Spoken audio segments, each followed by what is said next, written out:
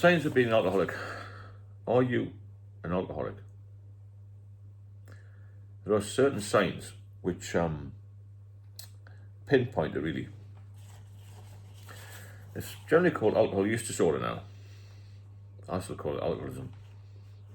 But just keep a count of how many of these signs that you've experienced. The first one, I think, is you take more alcohol in than you used to. You're basically drinking more than you should. You drink more than you used to when you were younger, or at any time, no matter what age you are. You're drinking more than you told yourself you were going to on that night. You might have said you were going for a few or you're going to like cut down a little bit, I drink tomorrow, and then not have any till Thursday, cut down on Saturday. But really, you never stick to that plan. It's like people say to me, I'm going to go for a week and manage 2 days. The next one, there is a persistent desire to stop or to cut back. And it never works, does it? I did try that years ago, to try and cut down a bit. I made promises to myself, my ex-wife, I'm going to cut down with my parents.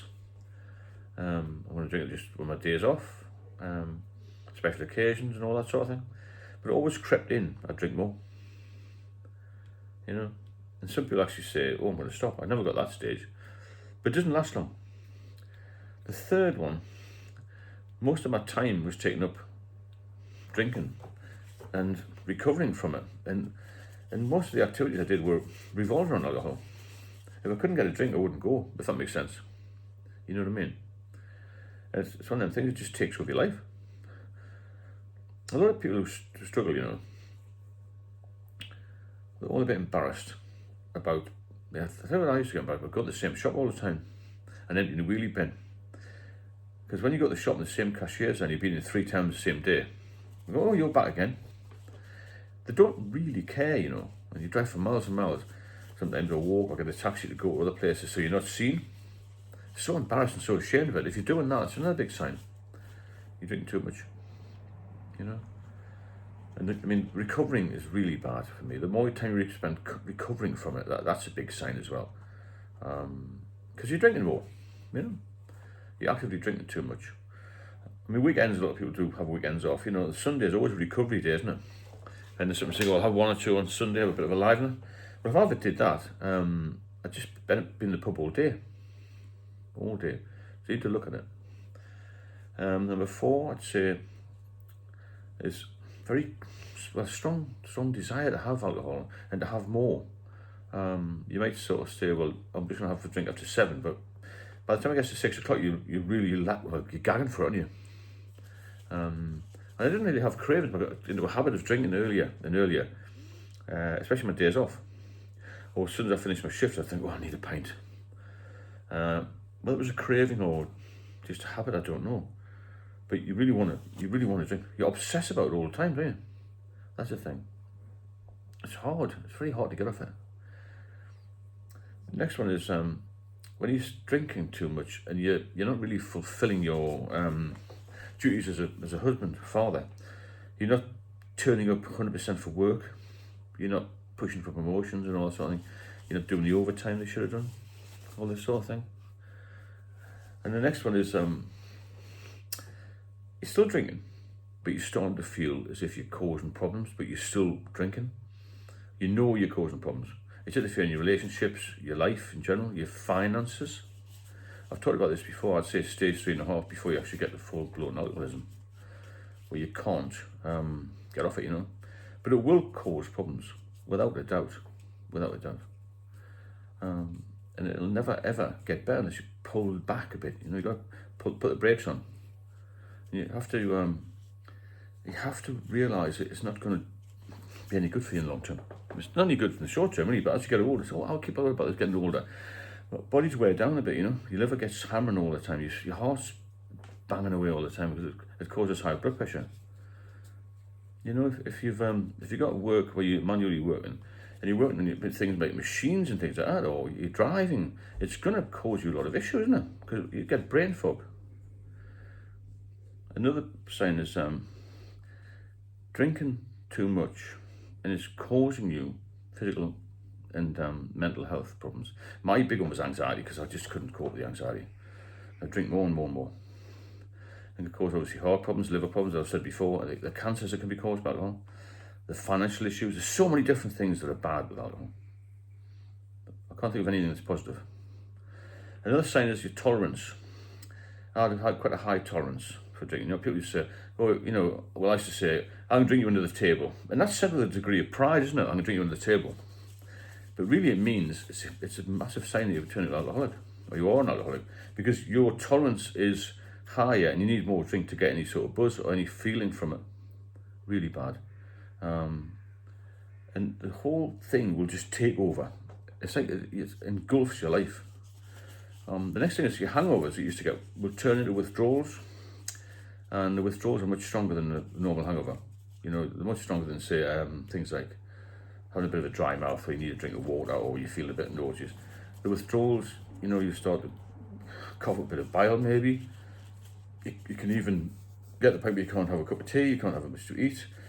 Blood pressure problems, like I've mentioned, you can have hallucinations, you can have, well, obviously a lot of night sweats hard. The shakes were the thing for me, and I needed another drink to go over the shakes. All these things about this, I think it's 10 signs there.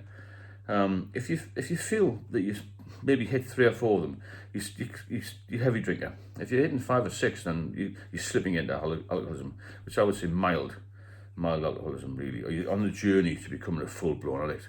If you're hitting more of those, and maybe all 10 of them are problematic, then you really have fallen off the cliff, and you're in a spiral down, and that's really, really bad. And it's hard to get back again. I mean, I came off a couple of times and relapsed a couple of times. That's bad for you as well. But if you really have got problems and you need to come off, it's not one of these things that you can't just stop it suddenly, because it can be very dangerous. So you've got to get some help. And you need to get some mental help. You need to speak to people like myself, or you need to speak to nurses. But in the first instance, if you're dependent on it, you need to speak to a doctor and say, look, I wish I'd pushed and gone to hospital, really. I spoke to the doctor and he wouldn't give me any medication, but because I've had it 3 times previously, and I don't want you to get hooked on it, but I hadn't for 8 years, still wouldn't give me any.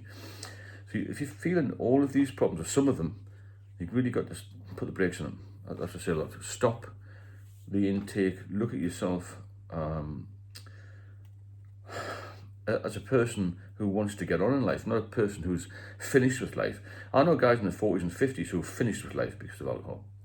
And I speak to them all the time. I do a lot of one-on-one mentoring. They're simply very positive people. I've got a high success rate with that, getting people off the drink. And it's not just stopping the drink, the long journey is staying sober, you know. A lot of people can get sober, it's actually staying sober, that's the key, isn't it? You know, to do that, you have to be really, really positive. And you have to have some sort of support network. And that's why I'm doing these lives at night and things like that. Because I know what an alcoholic feels like. The doctors can help to some degree, and they know what to prescribe and all that sort of thing. But really only an alcoholic can tell how you feel and how you are and how you're dealing with things and how it can impact on your life. Because it will go down faster than snow off a date, your life, if you get, you know, into all. So a lot of these signs are showing you into stage 3.5, I would call it. I'll just recap that again. Stage 1 is social drinking, stage 2 moderate, stage 3 is heavy, where I got to quite quickly, probably in my mid-20s. Then you get to stage 3.5, where it's impacting on your life. Your social life, your relationships, your financial situation, your work, you're taking sick leave, and your physical side, you're looking weak, you're not eating properly. Mental health side, you become very anxious by everything, and then you're starting to dodge the shops where you buy alcohol from because you're embarrassed about the situation, all this sort of thing. All one thing, all leads to another, and it becomes very, very problematic for you. And that's really, really, really to the point where you've got to try and pull back a little bit. Because if you go further now, you'll end up dead. I'm very lucky to be alive. It's a very serious subject, this, and some people say, oh, I should smile a bit more. I have a good life, you know. No, I'm sober. But I have to be a little bit like this for these videos. But my life's so much better now I'm sober. It's quite wonderful, actually. I've got a fantastic partner, I've got a good life. I am well with my daughter again. Mother's always been supportive. All this sort of thing. So everything will improve. You get new friends, you become active. I go to the gym most days if I can. Travel a bit, and you know, my life's good. And I eat well, that's another important thing. You must eat well, you must keep hydrated as well. Plenty of water. I drink the 0% stuff. A lot of people don't agree with that, but it keeps me going. Some alcohol fat-free stuff, the Guinness and the Erdinger. That's another one that I quite like.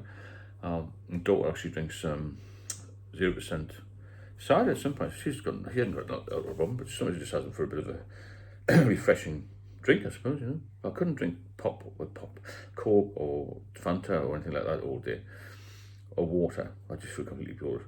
Or with the Coke and stuff, I would feel very, I would take a lot of sugar in. That's how I feel. So let's leave it at that for the moment. If you do benefit from these videos, then please subscribe and like and share. If you need any help, then I'll put a link in the description to get in touch with me, or via the Beacons link where you can book a direct session.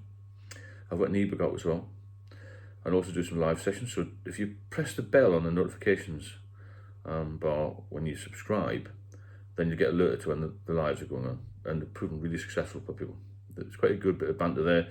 You can have a chat, be non-judgmental, and it's good fun, to be honest. It gets you, especially at night, because when people are a bit lonely. I do it at night because I'm not lonely, but a lot of you will be, and because you're still in the throes of active drinking, active addiction even.